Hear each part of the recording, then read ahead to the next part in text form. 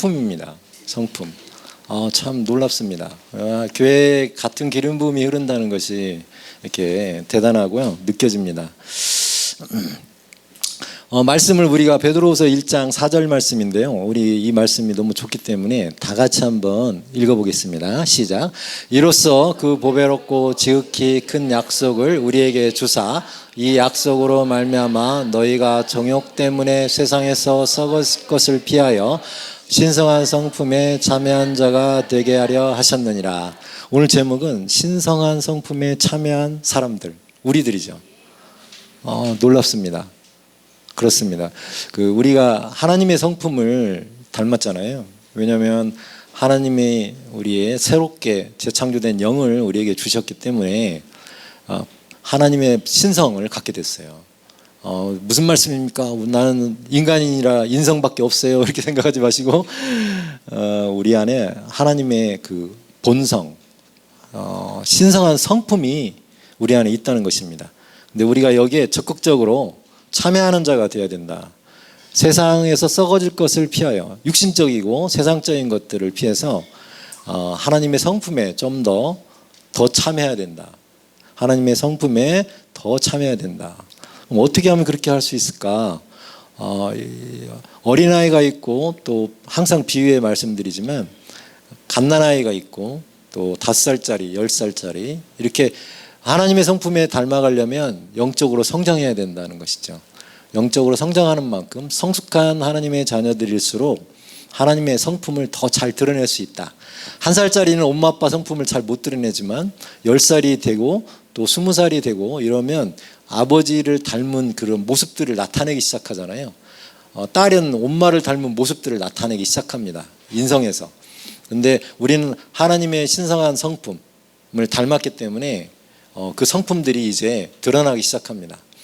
저절로 드러나는 것은 아니고 영적으로 이렇게 성장해야 되겠다. 우리는 그런 재창조된 영을 가지고 있기 때문에 이 영들이 이렇게 성숙해지려면 어떻게 되는 걸까? 하나님의 말씀을 끊임없이 묵상하고 행하는 수밖에 없다. 하나님의 말씀을 끊임없이 행하고 기도하고 또 거기에 맞게 행동하고 의를 행하고 이럴 때 우리가 점점점 성장하게 되고 영적으로 성숙하게 되고 휴오스 하나님의 그런 장성한 딸들과 아들들이 됐을 때 하나님의 성품을 더 잘 드러낼 수 있다라고 생각이 듭니다. 그래서 우리는 세상에 썩어질 것을 좀 더 피하고 하나님의 신성한 성품에 다가가는 자들, 그런 성품들을 더 드러내는 자들로 그런 사람들입니다. 우리는 그런 사람들이에요. 우리에게 신성한 이런 성품을 주시기 위해서 누군가가 희생을 치렀다는 것이죠. 그분이 예수 그리스도. 우리가 거저 하나님의 성품을 이렇게 공짜로 얻었음에도 불구하고 누군가가 그 대가를 치르셨다는 것이죠. 그래서 너무 감사하고 예수 그리스도의 은혜는 말로 표현할 수가 없죠. 우리는 믿었을 뿐인데 그분을 받아들였을 뿐인데 그분이 그 일들을 다 이루어 놓으셨다는 것입니다. 다음 주십시오. 그래서 시편에는 이렇게 얘기하고 있어요. 그가 네 모든 죄악을 사하시며 네 모든 병을 고치시며 내 생명을, 우리의 생명을 파멸해서 속량하시고 인자와 긍휼로 관을 씌우시며 좋은 것으로 네 소원을 만족하게 하사 네 청춘을 독수리같이 새롭게 하시는도다. 그분이 이렇게 하셨어요. 우리 죄를 사하시고 질병 낫게 하시고 생명을 해서 파멸해서 속량하셨다고. 그분이 아니었으면 우리는 아직도 영적으로 다 죽은 자들이었겠죠. 하나님의 성품을 가질 수도 없고 그 성품을 드러내는 자가 될 수도 없었을 거예요. 예수 그리스도의 은혜가, 그래서 그분이 우리의 주님 되십니다.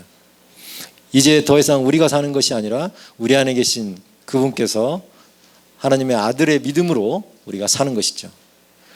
그분이 죽으시지 않았다면, 다음, 내가 진실로 진실로, 요한복음 12장 24절에는 내가 진실로 진실로 너에게 이르노니 한 알의 밀이 땅에 떨어져 죽지 아니하면 한 알 그대로 있고 죽으면 많은 열매를 맺느니라. 예수님께서 죽으셨어요. 그리고 장사되시고 부활하셨죠. 죽으셨다고요. 밀이 우리가 심고 거두는 원리가 있는데 심었는데 걔가 안 죽고 계속 살아있어. 그러면 열매가 없다는 거예요.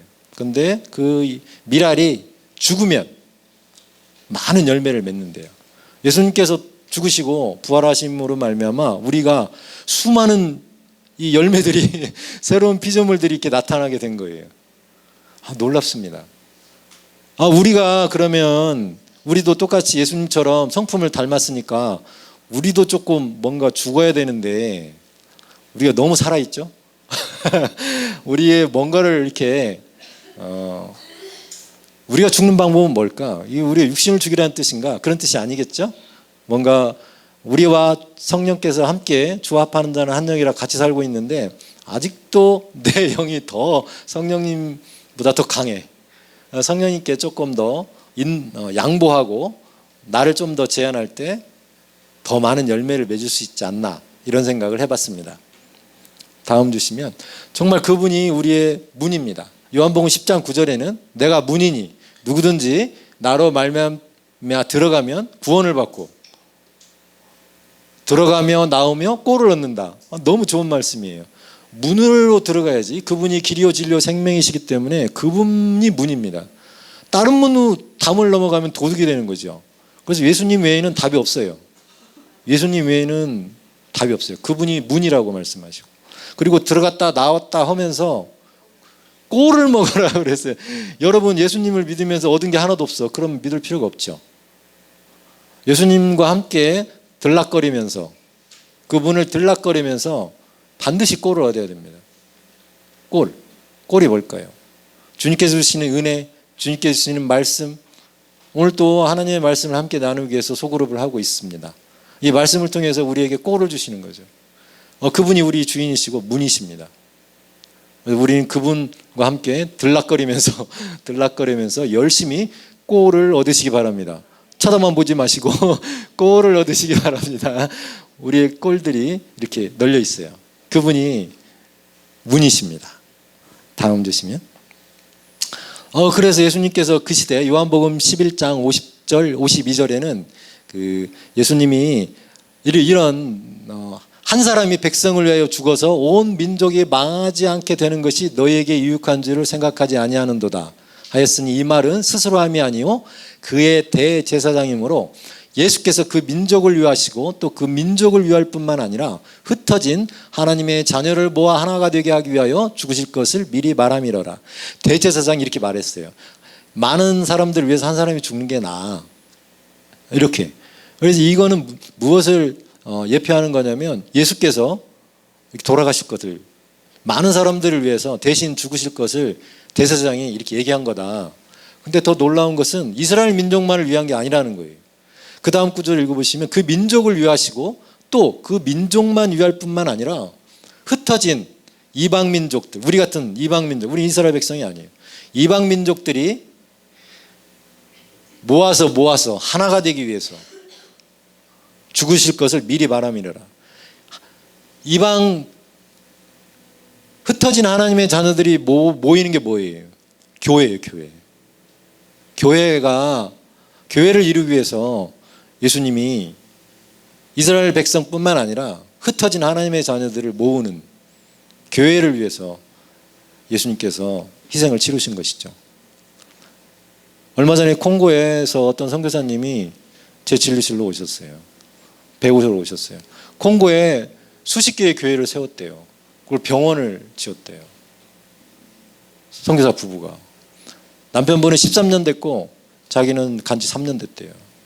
근데 이분은 간호사세요. 나이가 60이 넘으셨어요. 그런데 그 교회들이 예배 드릴 때 너무 뜨겁대요. 별로 먹을 것도 없어. 자기가 산부인과 병원을 이렇게 조금 열악한 환경 가운데 이렇게 세웠는데 애기 낳다 죽어가는 사람들, 집에서 낳다가 출산하러 왔는데 의사가 2명밖에 없대요. 산부인과에서. 근데 제왕절개하고 수혈을 어떻게 하냐고 물어봤더니 수혈을 하긴 한대요. 그런데 사람 대 사람으로 수혈을 한대. A형 이리 와라. A형 맞춰가지고 그냥 그 자리에서 수혈한대요. 전기를 못 돌려가지고 기름을 가져다가 발전기를 돌려서 램프 켜고 수술하고 있어요. 램프 켜고 수술하는 사진을 저한테 보여주셨어요. 제 가슴이 저도 산부인과 의사인데 기구들이 제대로 있을까? 소독은 제대로 기구들 소독하고 있을까? 소독기구가 있긴 한데 전기가 없어서 못 돌린대요. 그래서 끓여서 쓴대요. 그런 콩고에 교회를 수십 개 세웠대요. 그래서 예배 때마다 너무 뜨거워가지고 성령께서 이렇게 땅끝에는 이렇게 선교지에는 굉장히 뜨거움이 있어요. 육신적인 것들이 부족하다 보니까 성령께서 그 긍휼함이 예배 드리는 사람들에게 뜨겁게 부어주신대요. 그래서 예배 드리는 곳마다 너무 뜨거워서 견딜 수가 없다고, 큰 기쁨이 있다고 이렇게 얘기하세요. 그래서 그분이 제 진료실에 한 이틀 있다 가셨는데 하여튼 더 많은 얘기를 해주셨어요. 유네스코에서 물이 없어가지고 우물을 파줬대요. 근데 줄 서가지고 물을 떠가고 병원비가 없어가지고 거기는 병원비를 낼 돈이 별로 없죠. 그 병원은. 그래서 열매를 따가지고 멀리까지 가가지고 나뭇가지를 주워서 부를 때야 음식을 해먹는데 그 나뭇가지를 줍기 위해서 서너 시간을 걸어간대요. 걸어가서 모아가지고 와가지고 음식을 떼서 음식을 하고 그렇대요. 그곳에도 하나님의 복음이 예수 그리스도가 전해지시고 그곳에서 많은 사람들이 주님을 뜨겁게 찬양하고 있어요. 육신적으로는 부족한 것들이 많지만 영적으로는 그 누구보다도 뜨겁게 주님을 찬양하고 있어요. 그래서 이렇게 이번에 초음파 한 대가 그쪽으로 가요. 원장님이 배려해 주셔가지고 초음파가 없어 봐야 되는데. 그래서 부인과 수술에 대해서 제가 좀 어드바이스를 몇 개 해드렸어요. 제왕절개 할 수 있으면 또 다른 부인과 수술도 배 열어서 할 수 있다고. 복강경이나 자궁경이 없기 때문에 너무나 열악하기 때문에 그러면 정말 콩고에 있는 여성들에게 출혈이나 통증이 있을 때 어떻게 해야 되는지 우리나라 60년대 50년대를 보시면 돼요. 그래서 그런 일이 있을 때마다 가슴이 주님은 그렇게 어느 곳에 가든지 그 교회를 이루시고 또 많은 사람들이 그래서 예수님께서 이렇게 희생을 치르시고 하나님의 자녀들을 모아서 그곳이 어디든 이방 민족 어디든 간에 교회를 이루시고 하나가 되게 하셨어요. 그래서 그 교회를 원장님이 좀 지원하시고 그러십니다 지금. 다음 슬라이드 주십시오. 그 민수기의 이 장면은 어떤 장면이냐면 모세가 이스라엘 백성을 이렇게 섬기는데 너무 힘들어요 혼자. 책임이 심히 중하여 민수기 11장 14절입니다. 나 혼자는 이 백성을 감당할 수 없습니다. 그리고 17절에 하나님께서 말씀하셨어요. 내가 강림하여 거기서 너와 말하고 내게 임한 영을 그들에게도 임하게 하리니. 그래서 70명의 장로와 지도자를 세웁니다. 그러면 그들에게 내가 너한테 준 영을 하나님의 영을 그들에게도 부어서 그들이 너의 일을 감당하게 해주겠다고 말씀하세요. 그들이 너와 함께 백성의 짐을 담당하고 너 혼자 담당하지 아니하리라. 구약은 신약의 예표죠. 어떤 한 사람에게 성령을 부어주실 수도 있지만 이렇게 70명에게 성령을 부어주셔서 예언을 하게 하고 또 그 일들을 감당하게 하십니다. 다음 주시죠. 그래서 70명에게 다음 슬라이드 주십시오. 민수기 다음 슬라이드 주시면 29절에 그래서 70명에게 그 하나님께서 하나님의 영을 부어주십니다. 그런데 거기에 참여하지 못하고 기명된 자 중에 진영에 남아있는 사람이 두 사람이 있었어요. 근데 그 두 사람도 예언을 하게 되는 거예요. 막 거기에 참여하지도 않았는데 70명 안에 이름에는 들지만 그래서 그 여호수아가 옆에 있다가 그 사람들 못하게 좀 절제하게 해주세요. 모세한테 건의를 합니다. 근데 모세가 그때 한 얘기입니다. 모세가 그에게 이르되 네가 나를 두고 시기하느냐 여호수아에게 여호와께서 그의 영을 그의 모든 백성에게 주사 다 선지자가 되게 하시기를 원하노라. 이 모세는 참으로 대단한 사람입니다. 나만 하나님의 영을 받을 거야 아니면 70명에게만 하나님의 영을 받게 해서 그들이 나를 섬기게 할까 이런 게 아니고 모든 이스라엘 백성이 모든 백성이 하나님의 영을 받아서 다 선지자가 되기를 원하노라. 그래서 우리가 지금 다 성령을 받은 거예요. 신약시대에. 구약은 신약의 예표죠. 모세가 이렇게 얘기했어요. 하나님의 백성들이 모두 하나님의 영을 받기를 원한다고. 그래서 하나님께서 그 기도를 들으셨는지 어쩌는지 예수님을 영접한 모든 사람들에게, 구하는 자에게 성령을 주시겠다고 약속하신 그 약속이 이 신약시대에 이루어져서 수많은 사람들이 성령님을 받게 되고 성령과 하나가 된 거죠. 한 영이 되신 거예요. 모세가 한 영입니다. 그래서 여러분도 시기하지 마시고 다투지 마시고 좋은 거는 나누시기 바랍니다. 나 혼자 성령을 받고 다른 사람도 성령 받을 수 있도록 도와주시고, 이게 하나님의 성품이에요. 시기하지 말고 나의 좋은 것을 이렇게 성령님을 모세처럼 모든 백성이 성령을 받기를 원한다고. 그만큼 모세는 이스라엘 백성을 사랑했어요. 예수님의 마음이 그 안에 있었던 것입니다. 다음 주십시오. 하나님께서는 잠언에 이렇게 말씀하고 계세요. 한결같지 않은 저울추와 한결같지 않은 돼 다 여호와께서 미워하시느니라. 어떤 사람한테는 이런 잣대를 대고 내가 잘한다고 저 사람한테는 저런 잣대를 대지 마라, 그런 뜻입니다. 저울추가 있는데 내가 기분이 좋으면 이 사람한테 조금 무겁게 하고 이 사람한테 덜 하고, 내가 재판을 하는데 심판을 하는데 뭐 그냥 원칙대로 하지 않고 내가 이 사람이 마음에 든다고 이렇게 하고 저 사람한테 마음에 든다고 저렇게 하고, 그렇게 하면은 하나님의 성품에 어긋나서 싫어한다, 그런 말씀입니다. 하나님은 동일하시고 변함이 없으시고 한결같은 분이시고 신실하신 분이라는 것이죠. 얼마 전에 병원에 수술하러 오신 분이 한 분 계세요. 지인으로 소개받고 왔어요. 저한테 미리 연락하고 다른 분 자기 누구누구라고 오셨어요. 그래서 간단한 시술이에요. 30분이면 끝나고, 그래서 진단서를 띄워달라고 말씀하셨어요. 그래서 일주일이면 충분합니다 이렇게 띄워드렸더니 2주 띄워달래요. 그래서 안 된다고 말씀드렸습니다. 다른 사람들 일주일 이상 띄워준 적이 없어요, 그런 시술에서는. 근데 그분이 안다고 저한테 2주를 띄워달라고 하는 거예요. 띄워줄 수도 있죠, 아는 사람이고. 특별히 문제가 있었으면 제가 그 이상도 띄워드리지만 아무 문제가 없는 분에게 어떤 상식선 이상의 것을 요구하시죠. 내가 너 아니까. 해드리면 될까요, 안 될까요? 안 됩니다. 그게 하나님의 성품이에요. 그래서 제가 안 된다고 했어요. 안 된다고. 쉽진 않습니다. 옆에 있는 아는 사람이 와가지고 어려운 부탁을 했을 때 네가 이렇게 써주기만 하면 되는 건데 왜 그것이 그렇게 어렵냐? 돈 드는 것도 아닌데, 이렇게 따집니다. 뭐에 어긋난다고요? 이 하나님의 성품에 어긋납니다. 아는 사람이라고 막 갑절로 주고 그렇게 하면 안 된다는 뜻입니다. 특별히 이유가 있으시면 제가 다시 띄워드리겠습니다 이렇게 말씀드리고 1주 띄워드렸어요. 하나님의 성품은 선하시고 또 변함이 없으시고 항상 의를 행하시고 공의와 정의와 변함이 없으세요. 신실하시고 우리에게 자유를 주시고, 하나님의 사랑은 변함이 없으세요. 그전이나 지금이나 세상이 창조된 전이나 후나 똑같으세요. 앞으로도 똑같으실 거예요. 하나님의 말씀은 변화가 없어요. 사람들이 왔다 갔다 하는 거지 하나님은 변하지 않으세요. 우리가 하나님을 닮은 만큼, 하나님의 신성한 성품을 닮은 만큼 우리 안에서 이렇게 드러내야 돼요. 드러내야 됩니다. 여러분도 마찬가지입니다. 근데 그거는 성숙한 만큼 드러납니다. 제가 어렸을 때는 그냥 써줬을 거예요.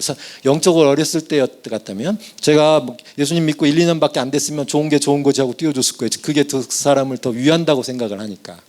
그죠? 근데 지금 와서는 그렇게 못합니다. 왜냐하면 이게 의에 어긋나요. 그래서 그렇게 못하겠다고 말씀드린 거죠. 뭐 특별한 변수가 있으면 이렇게 해드리지만 그렇지 않은 경우에는 그렇게 못 해드린다고 마찬가지입니다. 아무리 친한 사람이 와도 마찬가지입니다. 대통령 아주 높으신 분에 누가 와도 마찬가지죠. 왜? 하나님의 성품은 변함이 없기 때문에 그렇습니다. 그래서 시편에도 이렇게 나오죠. 102편 26절 27절에 천지는 없어지려니와 주는 영존하시겠고 그것들은 다 옷같이 낡으리니 의복같이 바뀌려니와 주는 한결같으시고 주의 연대는 무궁하리이다. 우리가 그런 하나님의 성품을 계속 드러내는 자가 되어야 됩니다. 다음 주시고. 그래서 여호와의 인자하심은 자기를 경외하는 자에게 영원부터 영원까지 이르며 그의 은은 자손에 이르느니라. 자기를 경외하는 자, 하나님을 경외하는 자, 누구나 할 수 있다고 생각할 수 있어요. 처음에는 그랬어요, 어제까지. 그러나 어제 오늘 제가 묵상해 보니까 정말 하나님을 경외하는 자는 하나님께 속한 자만 진정으로 경외할 수 있어요. 하나님은 영이시기 때문에 영과 진리로 예배할 수 있다는 말이 무슨 그런 말인 것처럼 하나님을 경외하려면 하나님의 자녀들이 되어야 해요. 진정으로 하나님을 경외할 수 있어요. 세상 사람들이 하나님을 찬양하고 경배한다고 경외할 수 있을 것 같습니까? 저는 그렇게 생각하지 않아요. 그들은 그냥 형식적으로 한다고밖에 생각하지 않아요. 진정으로 하나님을 경외할 수 있는 사람들은 하나님과 같이 비슷한 성품을 가진 사람들만이 정말 하나님을 진정으로 경외할 수 있어요. 그분께 감사할 수 있어요. 많은 사람들이 어떤 일이 좋은 일이 생기면 하나님께 감사합니다 하지만 세상 사람들이 하는 그런 감사는 하나님의 자녀들이 주님께 드리는 그 감사하고는 비교할 수가 없어요. 하나님을 진정으로 경외하는 것은 그분의 성품을 가진 자만이 가능해요. 예수님께서도 나사로를 나오라 하기 전에 하나님께 감사 기도를 하셨어요. 오병이어 기적을 일으키기 전에도 항상 감사하셨어요. 그런 예수님께서 하나님께 드리는 감사와 예수님을 믿지도 않고 하나님을 모르는 사람이 그냥 형식적으로 하나님께 감사한다고 말하는 것은 차원이 달라요. 우리들이 하나님께 감사합니다, 감사기도 드리는 것과 세상 사람들이 드리는 것은 다르다, 그런 말입니다.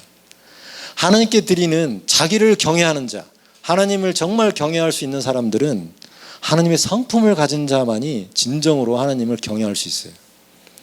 그럴 때 하나님께서의 그 은자하심과 그의 의가 우리에게 영원토록, 우리 자손에게 영원토록 대대로 이른다고 시편에 말씀하고 계세요.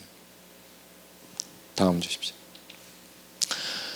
명령을 따르라고 하면 누구나 힘들어합니다. 그러나 출애굽기에 보면은 민수기에도 나오잖아요. 이게 구름이 이렇게 움직이면 행군을 합니다.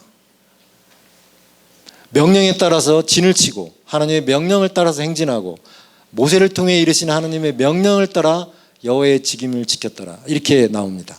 하나님의 명령을 따르는 것은 쉬운 일이 아니잖아요. 자기 의사가 아닌데 하나님의 명령만 따르는 것은 하나님의 성품을 가진 자가 아니면 따라갈 수가 없습니다.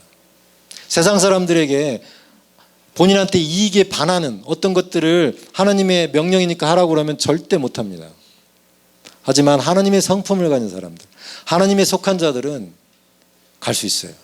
그게 나에게 불이익이 된다 하더라도 하나님의 명령과 하나님의 말씀대로 갈 수 있어요. 넘겨주세요. 그래서 우리에게 성령을 주신 것입니다. 우리 혼자 스스로 그 길을 따라갈 수 없기 때문에 우리에게 성령을 주셨어요. 그래서 그 성령과 함께 우리가 양보하는 것만큼 우리는 자유의지를 주셨기 때문에 강제로 하는 게 아니고 우리가 양보하는 것만큼 그분이 우리를 인도해서 가세요. 우리가 그분을 제한하지만 않으면 그분이 우리를 이끌고 가세요. 그러면서 우리에게 역대상에서는 이렇게 말씀하고 계십니다. 17장 26절 27절입니다.